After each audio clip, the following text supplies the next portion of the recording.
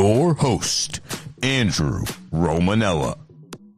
When you play Battle in Mario Kart and you don't turn off any of the items, there are bananas everywhere. I mean, it's like you're losing your balloons because you're slipping on bananas left and right. Bananas everywhere. What's going on, everybody? Welcome into another edition of The Rome Show here on 12ouncesports.com, broadcasting live on YouTube, on X, on Fire, and on Roku TV. I am your host, Andrew Romanella. I got you for the next 25 to 30 minutes, and it is a Thursday, but that means this week it is a hockey with Rocky Thursday. So you got about 5 minutes.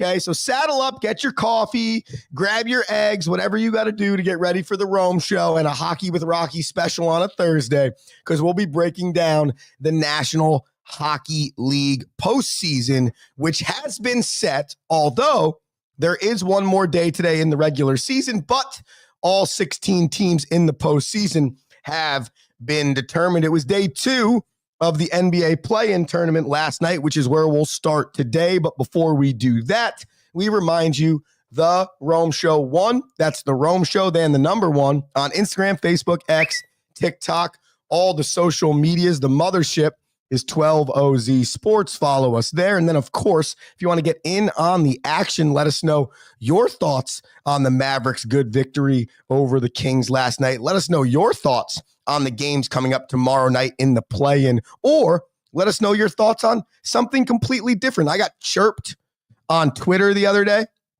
and it was hilarious.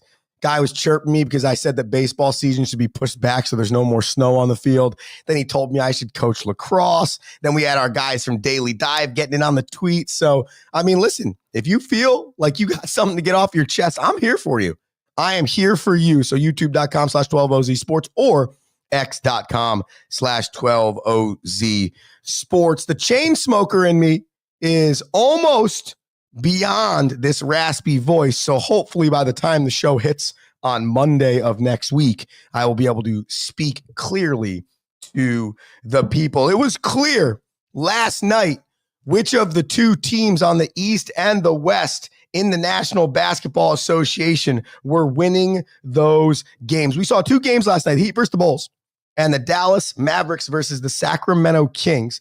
And both games were not very close at all. The Heat, they beat the Bulls 109-90 thanks to Tyler Hero going off for 38. And then Andrew Wiggins and Bam Adebayo also having a great day. The combination of the three, Hero, Wiggins, and Adebayo, combined for 73 points last night for the Miami Heat. To put that into perspective, if Wiggins, Hero, and Adebayo played the game by themselves, they would have lost to the Bulls 90-73.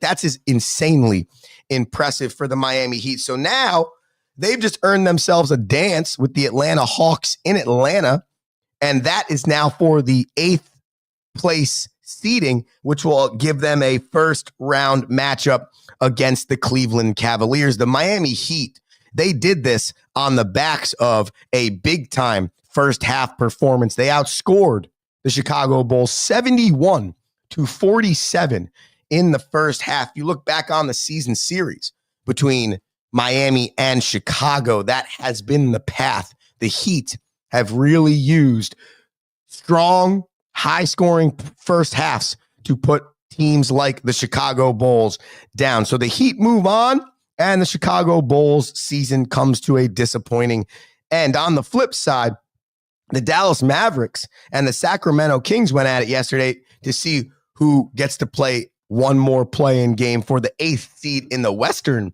Conference. Anthony Davis went off. Klay Thompson had arguably his best day as a Dallas Maverick. The two combined for 30 points on 17 of 34 from the field. Klay Thompson was 5 of 7 from beyond the arc. Anthony Davis also added 9 rebounds and 3 blocks to his stat total. Now, I've crushed Nico Harrison for his trade of Luka Doncic. And I don't care what happens the rest of the year with the Dallas Mavericks. Nico Harrison will continually deserve to be crushed for trading a generational talent away like Luka Doncic. But when you see the combination of Anthony Davis and Klay Thompson playing some pretty good ball, and you're like, man, if we still had Kyrie Irving, this is not a bad iteration of the Dallas Mavericks. I just don't believe they'll ever be as good as the iteration that had Luka Doncic on the floor. But you see why this man looks and goes, our team could be really good with these few players on it. And now I'm still completely disagreeing with his decision to trade Luka. In no world was it a good decision to trade Luka. But last night gave you a minute glimpse into, I guess, what the general manager for the Dallas Mavericks had in store. Not what the Sacramento Kings general manager, Monte McNair, had in store, because after that game, Monte McNair lost his job. That is correct. So this year, the Sacramento Kings fired their head coach 31 games into the season with a 13-18 record. That head coach was Mike Brown, okay? And then some 50-something games later, they get knocked out of the play-in tournament. They fire their general manager, and it begs the question, were those really the right decisions? First and foremost, to fire Mike Brown, was the grass really greener? Because think about this. In 2023, the Sacramento Kings were 48-34, and they made the postseason for the first time in 13 years, okay? McNair was exec of the year. I think Mike Brown might have been coach of the year. And things were trending in the right direction. A little less than 2 years later, we've now decided that Mike Brown is not the right head coach for the franchise, and McNair is not the right general manager for the franchise. And that is how quickly things change in professional sports. Furthermore, I believe that that is where national basketball is right now. It is a really quick leash, both in college at the Division I level and the NBA at the professional level. Right now, I think it is the hardest to be a basketball coach. Your leash is the smallest, and for some reason, it's almost like the expectations are so unreal. And no organization can handle a slightly down season. No organization can handle not playing great in a snapshot of time. Mike Brown was fired during a 5-game losing streak. Was that the definition of the season? So with 55 games left, they could have never turned it around. And now you look back and you say to yourself, was that the right move, Sacramento? Because are you about to go another 13 years without making the postseason?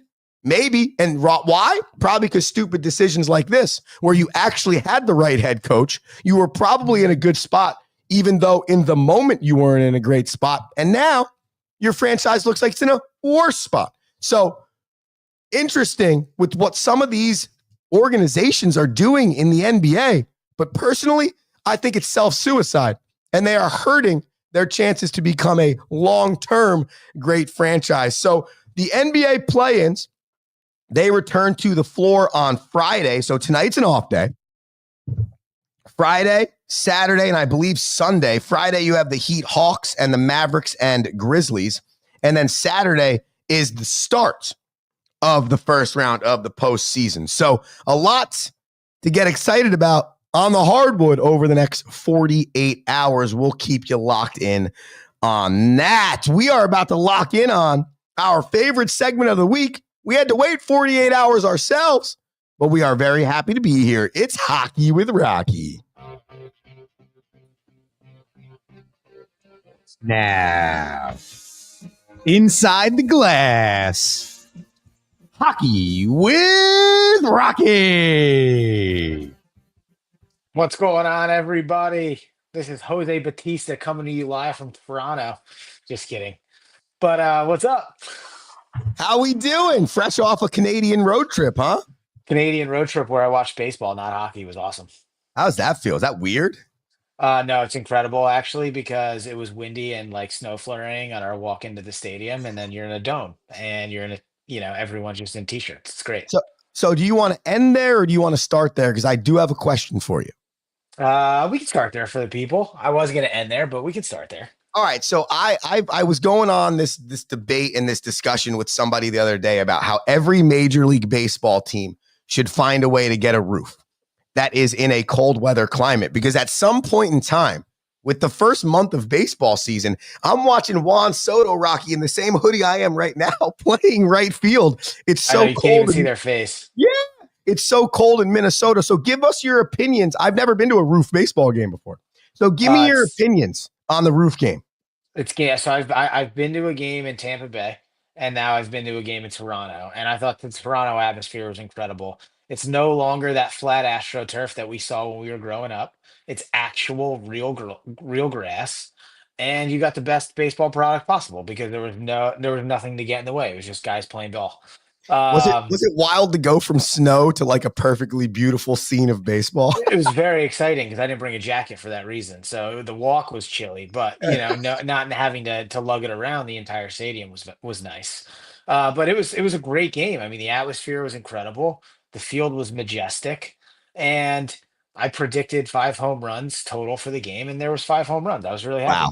That is awesome. You were on one then, huh? All right. So, I mean, listen, it's billions of dollars. So I don't know how many stadiums can add them, but just when you sent me those pictures, I'm watching the Mets play in Minnesota, and I'm saying to myself, man, this must be terrible. I don't care how many millions I make. That looks terrible. Well, my thing, it's not even the beginning of the season. It's when it happens in October, and it's for the World Series that I have a problem with. Well, that's a good point, because the most important time of the year would be in the coldest weather. Yes, every year it happens that way. Now, obviously, it's always happened that way, so it's not that crazy. But we live in a different world now, and we have different things available to us. That is a great point. Last thoughts on your Toronto Blue Jays experience?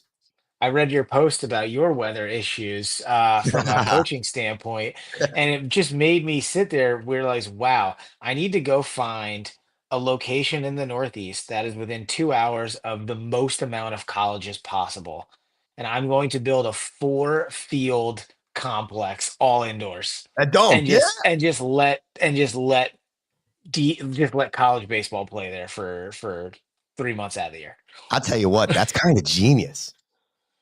In the Northeast, I mean, you're never not going to use it. No, but that's the wild part about the sport of baseball right now, Rocky. Like, I get it.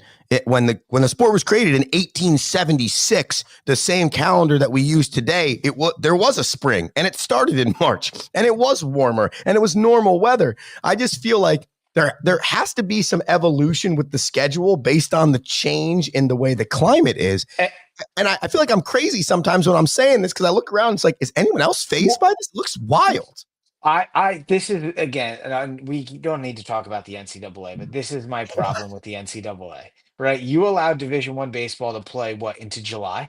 Yeah, July 1st is like the last day of the season. They play into July because they need to get through their mini regional, their large regional, then their grande elite regional, then their super regional, then they get to the national tournament, right? They're playing in July. It's no different than hockey too. Like, you get to play 35, 40 games. You play 25 games at D3 hockey. Like, you can't let me play past Memorial Day in D3 baseball. Like, what are we doing? Like, why can't we just be smarter? Yeah. Or just not care.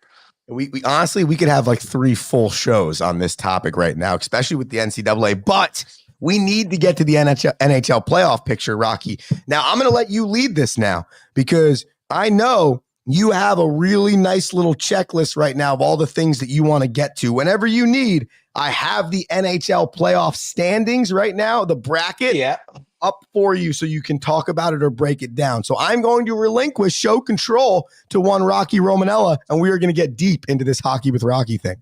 Yeah, I've got three playoff storylines I want to go through, and then we can talk bracket. I know you're going to want to make picks. Yeah, I think I'm comfortable with the first round, and I can get you a full bracket by Saturday when it starts. I actually was planning on only the first round today, because I know that I get overzealous and I make you pick like the 2027 champion. I feel the need that I need to look into more advanced analytics because I was a good first round last year, but it all fell apart. Yeah, your first round was like 7 out of 8. I was 7 out of 8 last year. I was pumped. All right, so 3 storylines I want to talk about. First one, Los Angeles Kings v. Edmonton Oilers for the 4th year in a row. The people who hate this playoff format hate this matchup. And I had to do actually did a little research and I looked at the standings the last 3 years. Okay. And it is true, Edmonton would have played a different team the last 3 years if the old format. However, the thing that I do find interesting is that they've never finished above fourth. They've either been fourth, fifth, or I think, yeah, they've either been fourth or fifth every year. So, Yeah. like, at the same time, people are like bent out of shape that they've played the same team every year. Well, get better or like get better. And Like also that's also the other team also not doing much different. It's like just the same thing happening for 3 years in a row. To me, that looks like consistency. no doubt, right? So either become the first place team Right. in the regular season or stop complaining. Yeah. But you're in, so who cares who you play? I And never believed in that. here's the thing. The Edmonton Oilers have now defeated the LA Kings 3 years in a row. That was the next words out of my mouth. And then here's the last thing I'll say is I'm leaning towards taking the Kings. And because just law of large numbers, they have to win at some point. B, Edmonton is ravaged with injury, and they have seemingly seeded the last couple games of the year just to get healthy for the playoffs, which I never think is a good recipe. I'm never a fan of that. And B, you've got high flying offense. So according to Steven Valaket's ClearSight Analytics, you've got the Edmonton Oilers as the number 1 team in the NHL for chances for, but the LA Kings are number 4 in the league in chances against.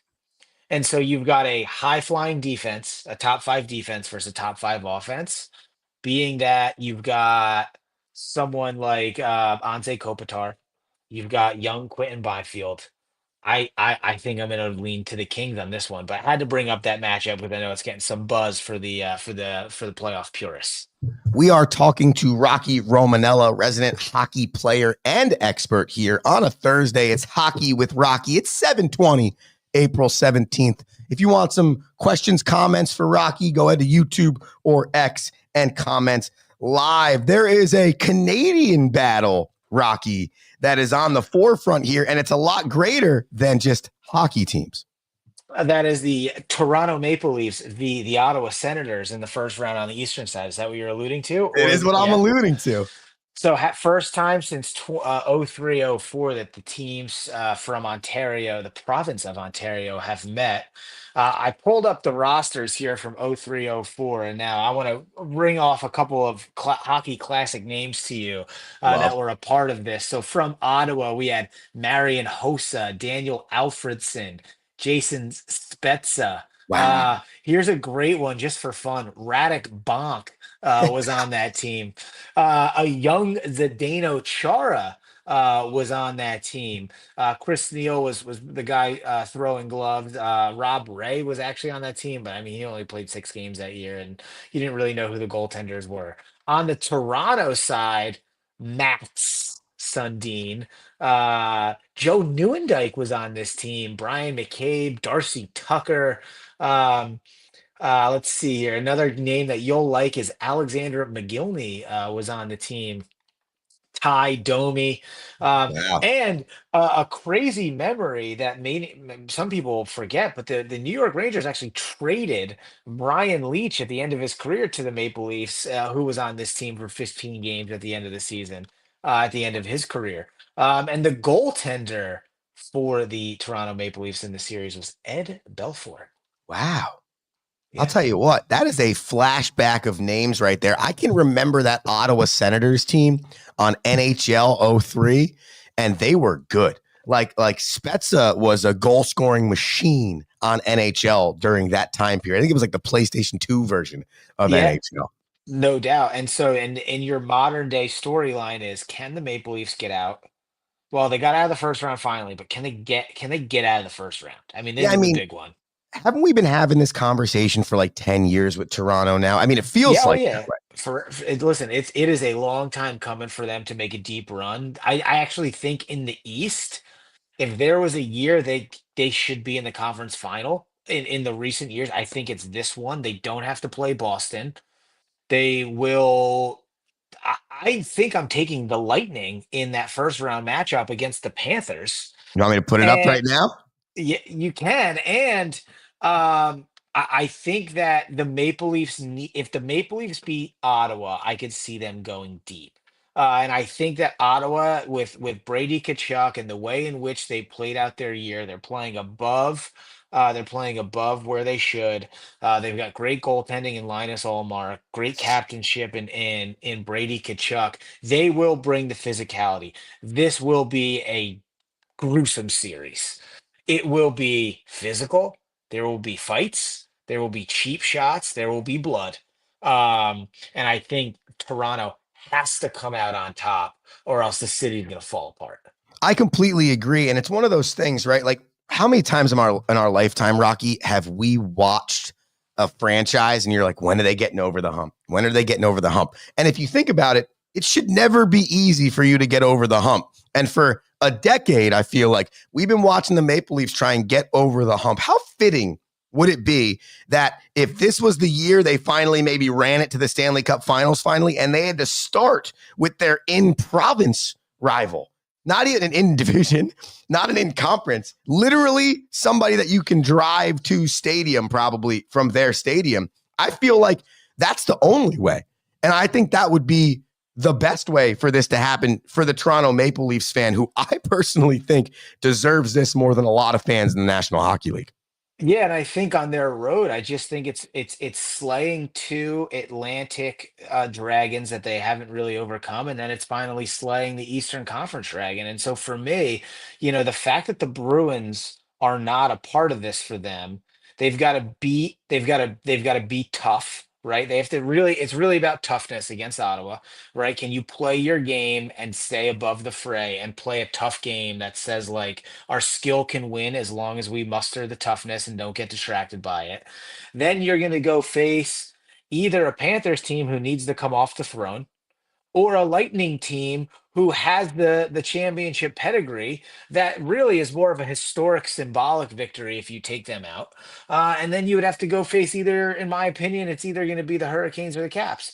And both of those teams have pedigree as well. And so to me, the pathway to the cup is the most favorable for Toronto in its recent history, and this is the year they really need to make it happen. And first round is gonna be where they write their story.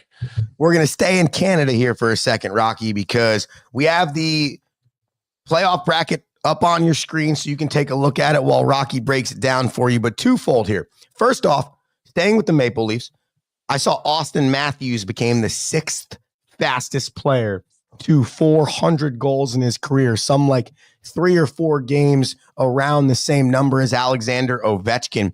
That is ridiculous in its own right. And I don't think people realize how good this man is, because if you're not watching a lot of Canadian-based hockey or you don't get to see a lot of Toronto Maple Leafs, you kind of forget that arguably the best player in the league right now, or has been a top 3 player the last 5, 7, 10 years, is playing in Toronto. And then secondly, how about the Habs last night, Rocky, getting it done? Yeah, so I think Austin Matthews, it's a really big proving ground for him. I think at Four Nations, you saw like someone who had an opportunity to really put stardom and his haters to bed. Um, Talent wise, he's always had it. Captainship wise, he's always been questioned. And the lack of victories in the playoffs and the Toronto kind of curse there has really like held him back from his stardom and his overall reputation. And then in Four Nations, having a great tournament, and then in that gold medal game, really being the reason why probably, you could argue they lost, based more on defensive play and the spot that they had put him in the middle of the ice there. This is a big one for Austin Matthews. I think the goal record, the fastest to 400, is less about Austin Matthews and more about how incredible it was that Gretzky did it in 28 games faster. That's actually And wild. and 140 games faster than Ovechkin, who just beat his record. So I think it's more about that than it is about Austin Matthews.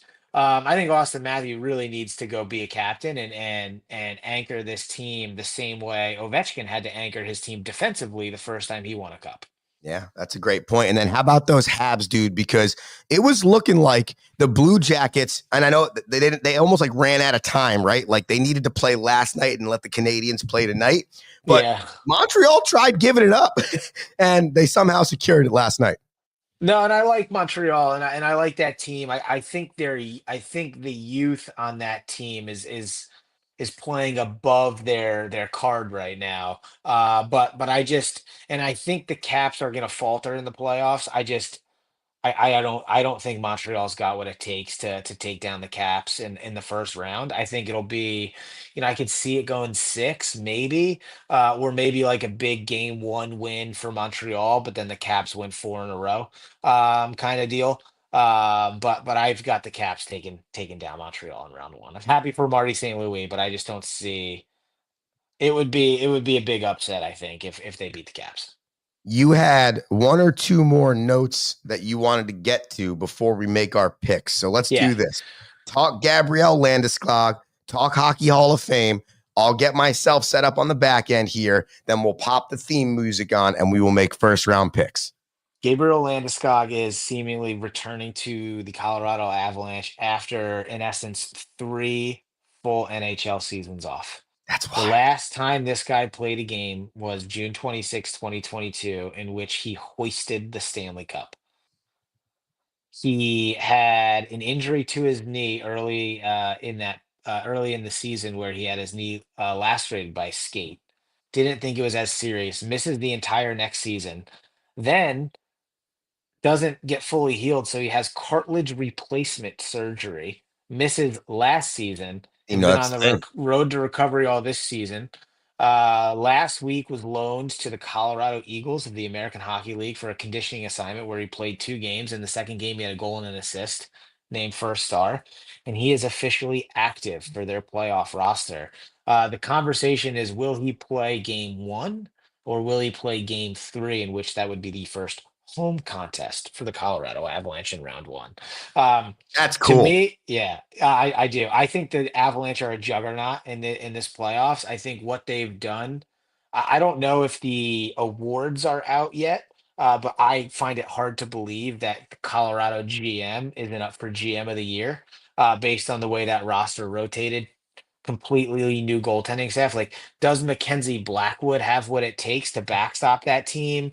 In a playoff run, like maybe not. But the specialness of that roster, what they were able to do with the Rantanen and Natchez trade, and the fact that the Dallas Stars are relatively limping into the playoffs, I do think that there's something special in Colorado that could come to fruition here in the playoffs. I'm excited to see what happens there. I like it. I'm excited. All right. Are you prepared? Are you ready? I'm ready to go.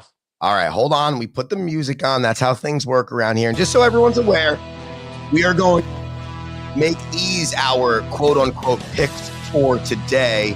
I did go 1-1 last night. I had the Heat at +1.5, but I had the Kings at -4.5, and that did not play out. All right, Rocky, I am going to pop the standings up on the screen. We're going to start in the Western Conference. I will tell you the matchup. You give us your breakdown. Winnipeg, St. Louis.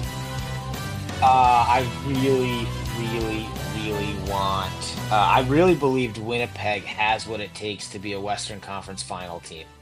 I really do. I think that their goaltender is going to win the Vezina Trophy this year in Connor Hellebuck. That team is deep. That team is great. And I do think, and I want to choose, and all that being said, I want to choose the Blues for their magnificent run here at the end. And I do think that team and Jordan Binnington are going to make it a really tough series. I see the series going 7 games. And every part of my fanship wants to take the Blues. Underdog, great story, Joe Boo in the locker room. By the way, I want the President's Trophy winner to lose to justify the Rangers season, and make that a big statement. However, I have been on Connor Hellebuck's coattails all year. I believe he is the difference maker for that team. So I'm going to pick the Winnipeg Jets in 7 in that first game, in that first Defense series. and goaltending. Defense and goaltending. That's what gets you to a championship. The Dallas Stars versus the aforementioned Colorado Avalanche. I always choose against the Stars. I always do for whatever reason, and I like their team, which is ironic. I do like their team. Don't like their coach. Tyler Sagan just got activated off long-term IR. I've always been a Sagan fan. And the Stars, it seems as though their team is probably the best it's been. But they've lost, according to ESPN.com, they've lost 7 in a row. According to NHL.com, they've lost 4 in a row. That must be something on how they calculate ties on streaks. Like, I don't understand the difference. Either way, they're limping into the playoffs, and I've been high on Colorado all year. I think they won out on the Natchez Rantanen trade. And ironically enough, Rantanen is playing in Dallas now because he didn't make it in Carolina. And I think Natchez fit in too well. I'm going to take Colorado in 6 in that series. All right, we continue on. The Vegas Golden Knights against the Minnesota Wild in Marc-Andre Fleury's final season. I like Minnesota's story at the beginning of the year. I think that they've just been hanging on for the whole back half. And in reality, probably got lucky that the Flames and Vancouver really just fell off themselves as well. I think Vancouver's the sleeper in the West. I think there's been too many storylines with Edmonton and Colorado, Winnipeg. So I'm going to take Vegas in 5. Wow, I just feel like Vegas is one of those teams that since their inception, we're almost like, they're going to do something in the postseason. They've always done something in the postseason, even if it's winning like a tough first round series. So that's right. I feel like they're a great pick every year. They are. And they always do something stupid too. Well, they'll just lose, Yes. which is awful. But I just don't think I see them losing this one. Like, they lost to the Sharks and they were up 4-0. Yeah, they lost that game with a minute and a half left. They did that whole thing. Yeah. They've done that twice with just tragic losses. Yeah. I hope that's not the case here. I'm picking them in 5. Yeah. Hopefully it's just, if it is, it's that one loss. All right, final matchup in the Western Conference. It's actually how Rocky started the show today. Los Angeles Kings versus Edmonton Oilers. And coming in, I really believe that this was a year for the Canadian team to win the Stanley Cup. I really think that this could be that year. And on paper, early on, I would have told you it was going to be Winnipeg-Edmonton in the Western Conference Final. I just don't. I don't know if I see that quite yet. And historical, and because I'm not using Fanship to decide the St. Louis Winnipeg series, I am going to use my classic. It's been 4 years where the Kings have lost, and I do think that this is the best Kings team. And as much as I'd love to see Connor McDavid finally get rewarded, I'm going to take the Kings in 6 versus Edmonton. All right, I love it. We got 4 more picks left to finish this show, ladies and gentlemen. I hope you're writing your notes down. Let's head to the Eastern Conference. Another game we talked a little bit about, Toronto versus Ottawa. I really want to choose Brady Tkachuk. I really do. So does a lot of Americans. But I'm gonna go Toronto in 7. Okay. You know what? Honestly, though, I agree with that. Of the 2 teams, I think Toronto, halfway through the year, we were wondering if Ontario was even that good. Ottawa, excuse me. You know what I'm saying? So I just feel like it's been a more consistent team there in Toronto. Yep. I'm going to take Tampa Bay in 6. Oh. I'm going to say this is the end of the. I think Florida just needs a break. I think Matthew Tkachuk is going to get activated, and I think the Brad Marchand experiment hasn't really done what they wanted, especially since it didn't help them while Matthew Tkachuk was out. I think so. And it's going to be interesting to see them all together. But I think Tampa Bay is another sleeper similar to Vegas. They've got the pedigree, they've got the historical, and no one's really paid attention to how good they've been. I've got Tampa Bay in 6. And I will take John Cooper over any coach in any of the 4 leagues, I think, over the last 10 years worth of coaching. Let's continue on. We got the Washington Capitals, the greatest goal scorer of all time, taking on the Montreal Canadiens. Your thoughts?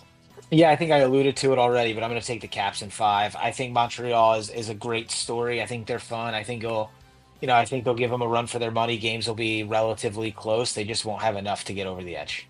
And finally, the only metropolitan area team to make the postseason, the New Jersey Devils. However, they have to take on the Carolina Hurricanes. How many games do you think this goes? I think if you paid attention to Hockey with Rocky all year, you would have known I was high on the Devils early on. And instead of going like this, the Devils with me, they've gone the opposite direction. I think similar to the Wild, the Devils were just great at the beginning of the year and have been slowly but surely fading away. And then losing Jack Hughes for the rest of the year definitely doesn't help them, especially when he had so much to prove. After the Four Nations, this would have been a great proving ground for him. I think you would have gotten the best out of Jack Hughes this playoff run. And for those reasons, Carolina is just the toughest team in the league. They are well coached and they have something to prove too. I think Carolina takes the Devils in 5 games.